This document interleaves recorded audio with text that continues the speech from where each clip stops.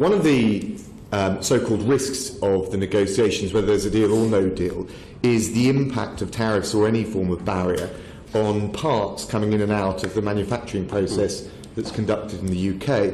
And it's been interesting as we look at this as a substantial problem to hear voices like James Dyson talk about what industry can do to mitigate that risk and build up a bit of self-reliance in the UK. And I wonder the extent to which civil servants or ministers have been talking to industry chiefs like James Dyson and the extent to which there's a collaborative approach to mitigating that particular risk.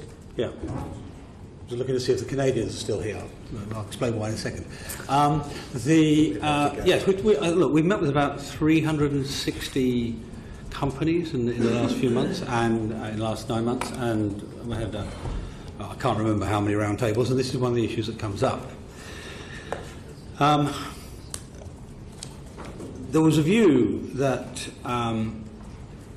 just-in-time manufacturing techniques were seriously handicapped by having to cross a border. The reason I was looking at the Canadians, I used to operate across a border between America and Canada with products that deteriorated very fast. So it wasn't the classical just-in-time. It was, and we have mechanisms for dealing with this. And to come back to the issue of the trusted trader, which I was giving as an example to the chairman earlier, there are methods of dealing with this in terms of the relationship with the customs authorities and how they manage it.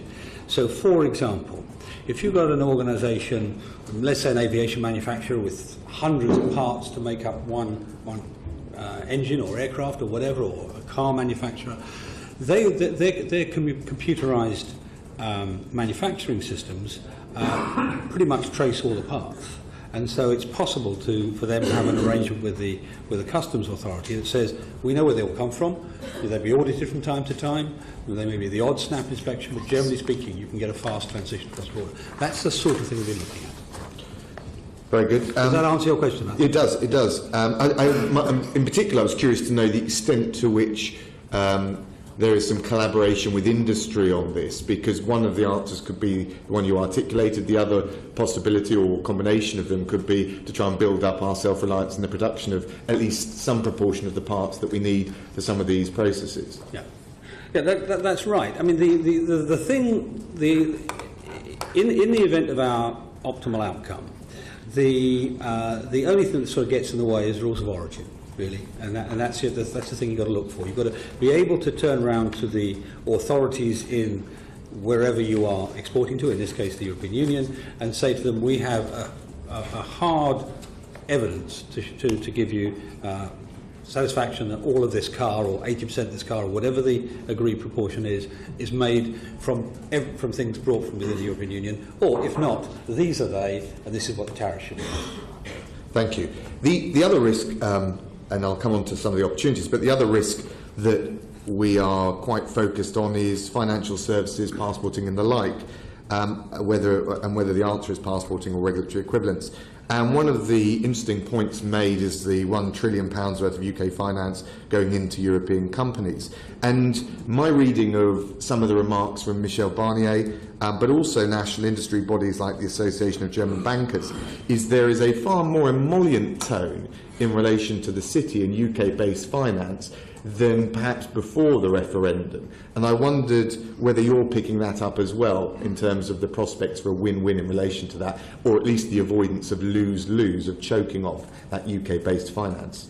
Yes, it bounces up and down a bit, but generally speaking there's been a progressive warming of the tone, I think, and that's partly because people, up until Christmas, really, up until the Prime Minister's speech in January, there were still people around Europe who just basically didn't think this would happen, so they weren't focusing on it.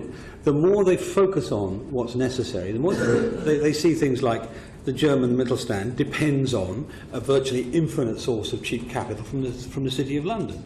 There are symbiotic relationships between Luxembourg financial services and London, and so on. So there are a whole series of reasons why there's a tendency to, as you say, for it to get warmer.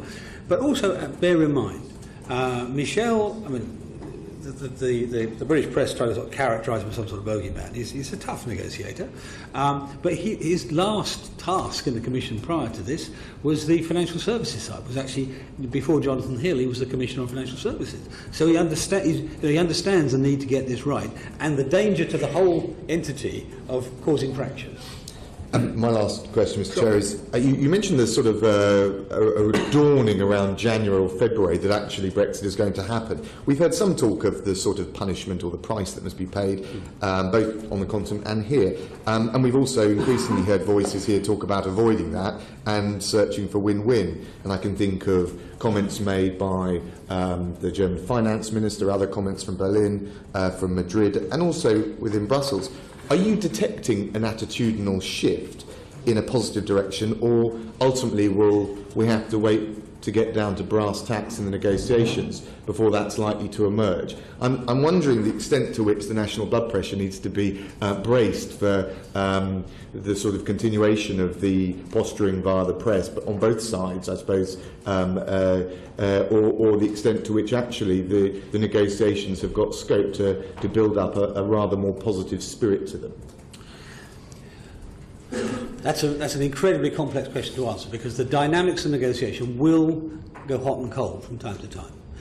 There will be times when we disagree, and there's sort of there's some pressure. But broadly speaking, I think there is. I can tell you empirically from talking to member states' foreign secretaries and finance ministers and prime ministers that there is a growing determination to get a constructive outcome. The issue is whether the member states' views make it through to the Commission, so there's a sort of institutional issue, and there'll be issues about, as the chairman raised at the beginning, was it chairman? Or maybe it was Ms Reynolds raised early on, that we're going to need to resolve how we do this. So the first point of tension is actually how the negotiation takes place. But my general view is that this is eminently achievable because the attitude of the European states is one which will want a good long-term relationship. Even this morning, when Mr Tusk was saying things about sort of sharp things, he said, but we want to be friends. You know, we want to have an amicable long-term relationship. And that desire, that wish, that commonality of culture, that commonality of interest is what I think will drive this in the longer run, much more than any negotiating gambits we use. It'll be that.